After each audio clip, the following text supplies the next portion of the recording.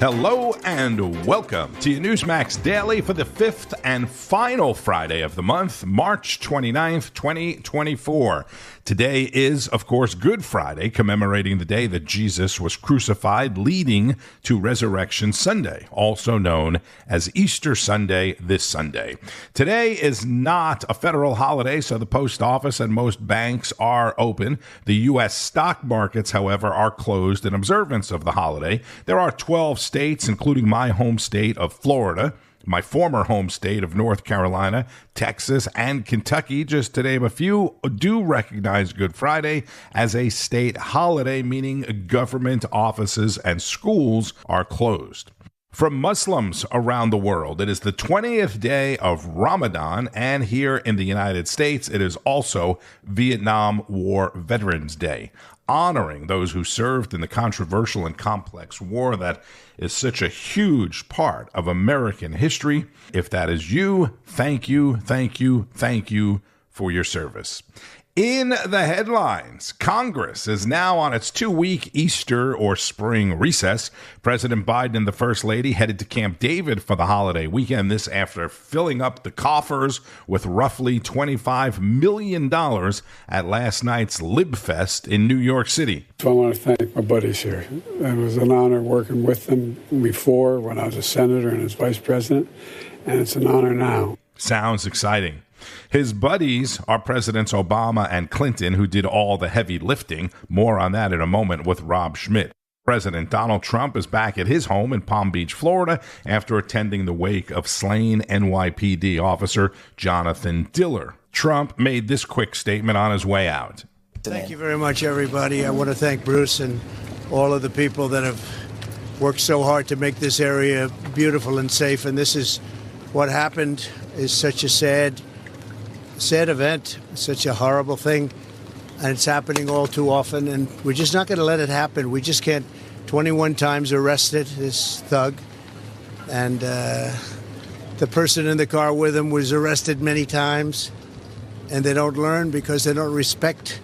They're not given the respect. The police are the greatest people we have. There's nothing and there's nobody like them, and this should never happen. I just visited with a very beautiful wife that now doesn't have her husband. Stephanie was just incredible. Their child, brand new, beautiful baby, sitting there innocent as can be, doesn't know how his life has been changed. But the Diller family you'll never be the same. You can never be the same. And we have to stop it. We have to stop it. We have to get back to law and order. We have to do a lot of things differently because this is not working. This is happening too often. It's an honor to be here. And again, I want to just thank all of you folks for allowing this. And Bruce, thank you. Bruce has been a friend of mine for a long time. He's done an incredible job out here. But this is such a sad occasion. The only thing we can say is maybe something is going to be learned. We've got to toughen it up. We've got to strengthen it up. This should never be allowed. Things like this shouldn't take place and to take place so often. So thank you all for being here. It's an honor, and it's an honor for me to be here. This is a great family, the Diller family. I met the friends, and I met every one of them inside, and these are just incredible people that are just devastated. They're devastated. They've got a tough road. It's going to be a very tough road. So thank you very much, everybody. Appreciate it. Let me remind you, Officer Diller was shot and killed by a guy who had been arrested 21 times before, including for other violent crimes. And as Trump mentioned, the driver of the vehicle had 14 priors as well. The Bruce that he referred to there is Nassau County Executive. That's the county on Long Island that they are in. County Executive Bruce Blakeman, a popular New York Republican. His brother was an assistant to President George W. Bush. More from Rob Schmitt. Welcome to Rob Schmitt Tonight. Trump and Biden both in New York today on this rainy Thursday. The reasons why tell us an awful lot. Trump on Long Island attending, the wake of a young police officer, an NYPD cop who was shot and killed in Queens on Monday over nothing. Officer Jonathan Diller was approaching a parked car to ask the driver to move out of a bus lane. The passenger in that car shot him just below his vest. Joe Biden sits back and watches as American quality of life is decimated. He could fix this with a series of phone calls. Throw some political weight around, the message would be easily felt. The woke DAs would quickly be ousted by the governors. The Democrat populations in these cities, of course, would support it because almost everybody hates lawlessness. But at the end of the day, the President of the United States does absolutely nothing about this. Ask yourself why. Biden flew right past Officer Diller's wake today to come to Manhattan for a fundraiser with Obama and Bill Clinton tonight. Biden saw no need to go to Massapequa because he couldn't race bait off some violent felon being killed by police. No, this time, of course, it was the other way around. It appears old Joe couldn't even be bothered to call the officer's family. You've mentioned that the president spoke to Mayor Adams. I wonder if he'd spoken to the family of the officer. So I don't have any private communications to share at this time. Our hearts go out, obviously, to the officer's family and the broader NYPD family. Hearts go out to the family. Empty words, as always. Standard issue response to a story they could not possibly care less about. That's Rob Schmitt, host of Rob Schmitt Tonight at 7 o'clock Eastern on Newsmax. Earlier in the day, Bianca De La Garza spoke with Marc Lotter, a former special assistant to President Trump. And when we look at, Joe Biden, not only is he going to be with all these elites that we'll see today, and they're at Radio City Music Hall, he's not just, being called out for not being a man of the people. His brother right now, James Biden, linked to this Medicare fraud scheme that also hurts many hardworking Americans. That's not getting any play as well. So, outside of the tragedy today, but we look at, he wouldn't say Laken Riley. He was shamed into saying that. His brother's connected to something. How does he continue to go on to some of these places and say how he's fighting for Americans? It just doesn't hold anymore. Yeah, this is quite the split screen, Bianca. Today really is the campaign in a nutshell. You have former President Trump showing not only his condolences and concern for the family of that fallen officer, but really to all New Yorkers to say enough is enough. And you've got to get tough on crime. We've got to put these criminals behind bars if we want to have safer communities, safer families. And then you have Joe Biden basically partying with the millionaires and billionaires and saying there's nothing to see here. There's nothing wrong. The economy's great. The border's secure. Soft on crime, defund the police. That's really where the future of our country is. And so for Americans, regardless of how you voted in the past, look at what we have right now. You've got this playing out right in front of you today. Is really a tale of two campaigns. That's former Trump assistant Marc Lotter, who is exactly right. What border issue? What crime? What inflation? Talk to any Biden supporter, they're in complete denial. When Donald Trump was president, they said the stock market is not the economy. Just because the stock market's doing well doesn't mean the economy is doing well, which is true. But now they're pointing to the record high stock market as a defense of the Biden economy and inflation. Trump derangement syndrome is so bad that 50% of the country, half of the country, is buying into a declining 81-year-old man who did almost nothing for 50 plus years as the guy that they want to run the country. The Trump campaign says the former president is having a fundraiser of his own next week at Mar-a-Lago that has already raised more than President Biden's event. The April 6th event will be hosted by hedge fund manager John Paulson, who told the Financial Times that response has been overwhelming and we've raised $33 million thus far. And don't forget, there is an independent candidate out there as well.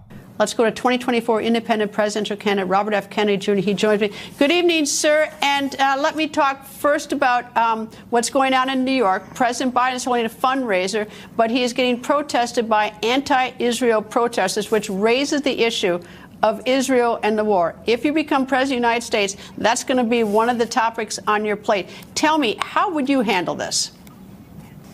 Well, the objective ultimately is to get to peace as quickly as possible. My position is that we need to support Israel. This is a defensive war. That Israel was attacked. I'm against war. I think most of the war, all the wars that we fought in the last 100 years, with one exception, World War II, were immoral wars. They were wars of choice. This war is a moral war because Israel was attacked not only on October 7th, but for 16 years prior to that. When Gaza was free, Gaza was controlled by Hamas, and Hamas had declared war on Israel, was bombarding it on average with 2,000 missiles a year on its civilian populations. People say that Gaza is the most densely populated place on earth, but that's not true. Tel Aviv is twice as densely populated, and that is where they were directing the missiles. I'm very, very pro-Palestinian, Greta, but I think the best thing, most important thing for Palestinians is to get rid of Hamas. Hamas is a corporate kleptocracy. They've stole the top leadership, has stole billions of dollars from the Palestinian people. Ismail Haniyeh, who is the president of Hamas, the leader of Hamas, has a net worth, according to Forbes, of $5 billion. The two other leaders, collectively, they have a net worth of $11 billion. They've used the billions of dollars that have been sent to the Palestinian people. They've instead put it in their own pockets and used the rest of it to buy bombs, to build 300 miles of tunnels to attack Israel. And you know, Hamas has in its charter, it says that it's against the laws of Islam to negotiate with Israel, that there's no outcome other than the total annihilation of Israel. So I don't know that any nation in the world would have any choice but to try to remove Hamas. And I think, you know, Israel needs our support on that issue. Independent presidential candidate Robert F. Kennedy Jr. on the record with Greta Van Susteren last night while anti-Israel protesters demonstrated outside of the Biden event. Biden, Biden, you can't hide! You're committing genocide! Biden, you can't hide. You're committing genocide, is what they're saying. And RFK Jr. did say this. First of all, I'm not a fan of President Netanyahu's. And I think if President Netanyahu ran today, that he would not be reelected. But I think virtually everybody in Israel supports the need to get rid of Hamas. RFK Jr. All right. Frank Siller is the CEO of Tunnel to Towers, an absolutely fantastic organization dedicated to helping and supporting the families of fallen first responders. They will be paying off the mortgage of Officer Diller's family home. The CEO of Maspeth Federal Savings Bank, right, called me up yesterday, and we talked with quite a few people that were reaching out to do a lot of good work for us. And he promised, Frank, whatever you need, they'll make sure the mortgage is paid off. So I said, you mean if I even didn't raise any money? He goes, yes. I said, well, we're going to raise money. And I said, well, I don't need you for all of it, but I'll probably need you for a lot of it, whatever it may be. So it's that kind of concern. Everybody is upset. Everybody is mourning this loss. And you see a young, vibrant family, a family of service. So Stephanie, right, the widow, his brother is a police officer. There's a whole family of police officers and military that served our country, served our community, that, you know, this family knows all about service. And I got to tell you another thing. They supported Tunnel to Towers, you know, not knowing, obviously, they'd ever have to lean on or expect any kind of support from us. But they support us. Their family has come to the run, and they donate the $11 because we ask everybody to do $11 a month. You know, that's how we, you know, be able to make this promise and commitment to all these great heroes throughout America. They were doing that. They were doing that. They believed in our foundation. And when I spoke to her, I said, I know you're a longtime supporter of Tunnel to Towers, and I'm sorry that, you know, that this has happened to your family, but we're always going to be there for you. That's Frank Siller, CEO of Tunnel to Towers, on National Report with Emma Reckenberg and Sean Kreisman. T2T.org is their website. T2, the number T. It's an amazing organization doing such great work. And remember the woman in New York who was arrested last week for kicking the squatter out of her home because of another ridiculous law that they have in New York? Florida governor and former presidential candidate Ron DeSantis is making sure nothing like that happens in his state. So, Governor, yesterday you made some announcements. You made some movement against squatters. Now, the reason why we know about squatters so much is, well, there was the Venezuelan guy who said, come on over. He's illegal. Come on over. We're going to just go squat in some homes because they won't get thrown out. Apparently, that's not going to be the case in the state of Florida, about right? Yeah, and when I see news reports coming out of New York City where a landlord will go to evict people out of their house who never had a right to be there in the first place, and the police end up being told to arrest the homeowner rather than the people that were squatting, you know this world's been turned upside down. So this whole idea of squatting is a scam. The notion that you can just move into somebody's house, be there for 30 days, and all of a sudden be able to assert rights against the homeowner is a total farce. So in Florida, we've put an end to it. Now, it hasn't been the same problem here as California and New York because I think we just have a different culture. But now, if someone were to try that in Florida, and we have a lot of seasonal residents, Eric, you know, in South Florida, there's people that go elsewhere for the summer. So if they go somewhere else over the summer and someone chooses to move in, they come back, they call the sheriff, and the sheriff kicks them out immediately. So we have ended the squatting scam in the state of Florida.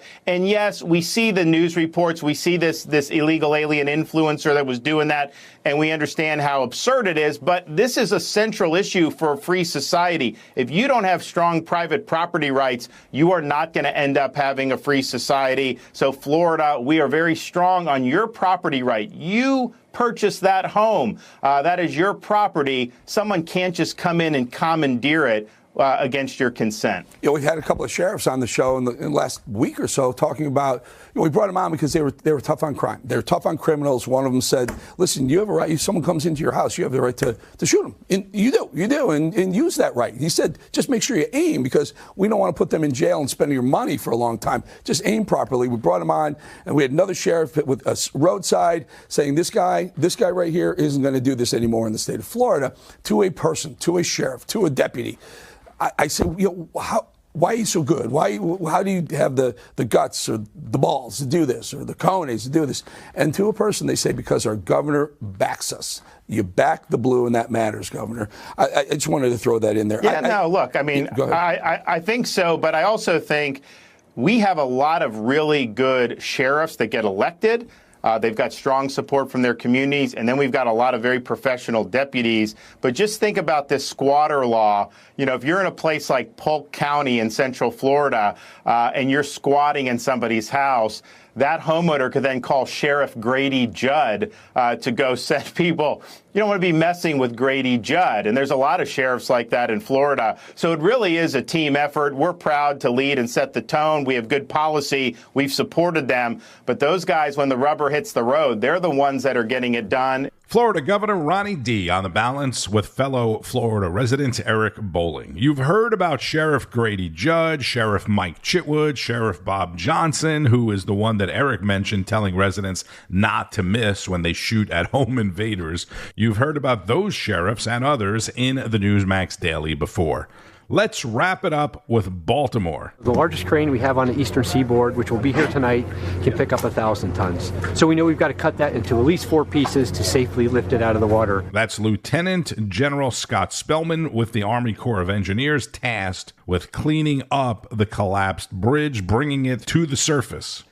The White House has approved an initial $60 million in funds for the cleanup of the collapsed bridge and have committed to paying for rebuilding the bridge as well. If you're listening to this while driving in your Kia has recalled more than 427,000 Telluride SUVs because the National Highway Transportation Safety Board says they can roll away while in park. So if you have one of those, check your dealer. Again, that's the Kia Telluride. Nice vehicle, by the way. And be sure to keep up with all the news all day long and all weekend long on Newsmax. It is available on most major cable systems. And make sure you have the new Newsmax Plus app. Go to newsmaxplus.com. Signed up. You can get a free trial as well. It includes all of your favorite shows and hosts, as well as documentaries and special programs, which there will be plenty of this week weekend. Newsmaxplus.com. I'm Tony Marino. Thank you, as always, for listening to the Newsmax Daily. Have a fantastic Good Friday, a blessed Easter weekend. Enjoy doing the things you like to do. Be safe and keep on fighting the good fight. News breaks every minute, every day. You need the app, the Newsmax app. Find it free on your smartphone store. Then watch us anytime, anywhere. Greg Kelly over at Newsmax. The Newsmax people have been really, really terrific. Newsmax has been terrific. President Trump is right. Millions are tired of Fox, and they're switching to Newsmax Plus. It's the fastest growing streaming service in America. You don't need woke Disney and Hulu anymore. Just get Newsmax Plus. Watch the best shows like Greg Kelly, Rob Schmitt, Greta Van Susteren, and Eric Bolling. And get incredible analysis from Dick Morris, Alan Dershowitz, Carrie Lake, Mike Huckabee, and more. It's free to start. So go to NewsmaxPlus.com now to sign up and watch Newsmax anytime, anywhere.